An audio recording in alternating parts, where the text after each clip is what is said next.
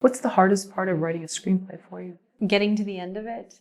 It's so easy sometimes to just give up and say that it's, you can't finish it. So I always try to start with an outline. I always outline my work first. And I know a lot of people don't work this way, but I find that if my outline falls apart, then my screenplay falls apart. So when I was first starting off, of course, I didn't necessarily put the time into developing the outlines or the character beats or doing all of this, back writing. But that's actually where the writing starts to happen, is when you can, the pilot that I wrote in a week. The reason I was able to do that in a week is because I'd been thinking about it for years. And at that point, I'd learned how to make an outline and I'd learned how to, structure 6 acts within a TV show. So this is my first time putting it into a practical application, but because I knew the steps and I knew what to do, I was able to go ahead and execute it very quickly. That's not necessarily the case for all of the things that I write, but I do find that if you don't have a good outline to start with, then it's very, very, very difficult to tell a compelling story, one that will hold together, and one that will take you on the emotional arc that your character needs to go on. What's been your hardest year here in Los Angeles, and then what's been your easiest year, and why?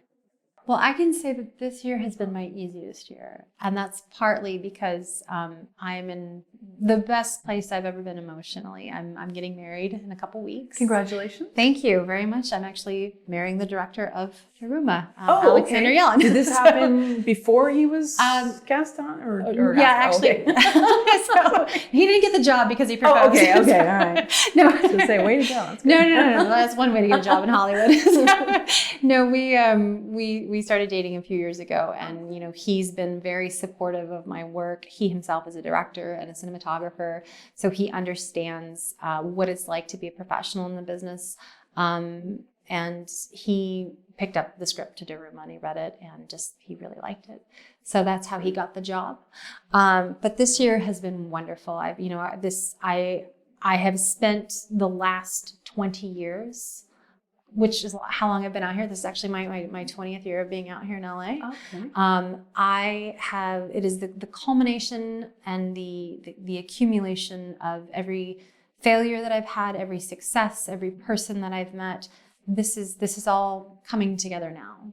So it's funny that after being at this business for so long, I feel like I finally am getting a leg up. So I don't want to say that I've ever had like a worse year. There are certainly years, where I've been, financially strapped and I've had to, take on, extra side gigs to make money and things like that. All the things that people out here go through and deal with.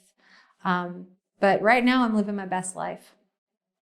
And so you're getting married and crowdfunding and maybe shooting a movie, or no? That's going to be That'll be 2020. Okay. So, but we didn't want to, make things too easy on ourselves by just planning the wedding. So we decided to do the crowdfunding right after. Wow. Yeah. Okay. So I'm assuming you're doing the crowdfunding first and then the wedding. No, the wedding and then the crowdfunding. Oh my goodness. So, okay. Yep. That's very ambitious. Well, again, nobody's going to do it for you. So, I can tell you this much. We shot our proof of concept together last year. And if your relationship can withstand making a film together, I think you're set up for success. I think you're right. I think they say travel together and different things. I think make a movie. That's number one. And make it in the summertime, by the way. Oh yeah. Yeah, okay. That's when the summertime with no air conditioning. Certainly in Los Angeles. Okay. Check. Do you like to challenge yourself? Like, do you like to kind of accomplish one thing and go, okay, I did that. I want to set the bar higher. I get restless very easily. And that's not to say that I get bored with projects. I think for me, I'm always sort of battling these inner demons of proving that I'm good enough or proving that I belong a certain place. I mean, again, I didn't come from a family with money. I earned my way into USC and I had to work hard to stay there because I was on scholarships and grants. Those could be taken away from me at any time. Sure. So it's sort of a discipline that I have given myself. If you ask any of my friends or my colleagues, one of the things that I'm known for is always having multiple balls in the air and being a very driven person. I thrive on being active and busy. I don't like to necessarily wait for things to happen for me. I like to try to be the driver of my own fate. I mean, again, it's the stone soup analogy. The more that you put out into the world, the more that you will get back. Were you thinking about what your life would look like when you were driving across country? I realized you were 18 and you were blasting Tori Amos. Oh, absolutely. You know, I thought my life was going to be, you know, theater and, you know, if I was lucky, film. You know, my love started in theater and storytelling. I discovered that side of myself when I was in high school, and it's stuck with me. You know, narrative storytelling is something that I've just been. I knew that I wanted to do it, and I didn't know that the thing for me that would take off would be the writing. I had no idea I had these stories in me. I had no idea that Sleepy Toes would become what it was. I had no idea that I would be a children's book author, and I didn't know that the stories that were the closest to me would be the ones that would reach out in the world.